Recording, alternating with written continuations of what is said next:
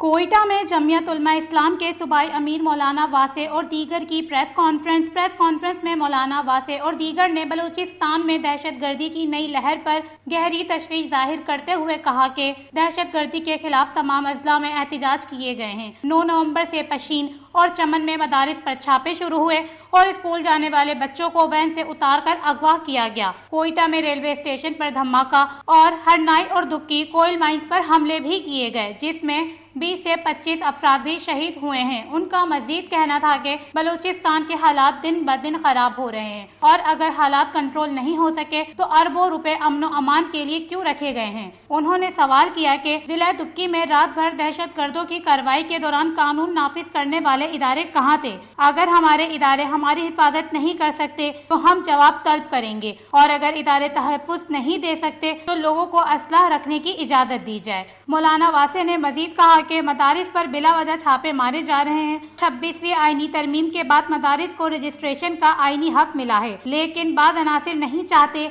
कि मदारिस रजिस्टर्ड हों। उनका मजीद कहना था कि मदारिस हमारे लिए रेड लाइन है। अगर किसी ने मदारिस को गलत नजर से देखा तो हम हुक्मरानी के तख्त को जमीन बोस कर देंगे। मौलाना वासे ने यह भी कहा कि मदारिस पर तलाशी लेने का एक तरीका होता है, लेकिन गैर कानूनी और गैर अखलाकी तरीके से मदारिस पर छापे कबूल नहीं किए जाएंगे। उन्होंने खबरदार करते हुए कहा कि अगर मदारिस के खिलाफ रवैया तब्दील नहीं किया गया तो जमीयत उलमा इस्लाम तहरीक चलाएगी।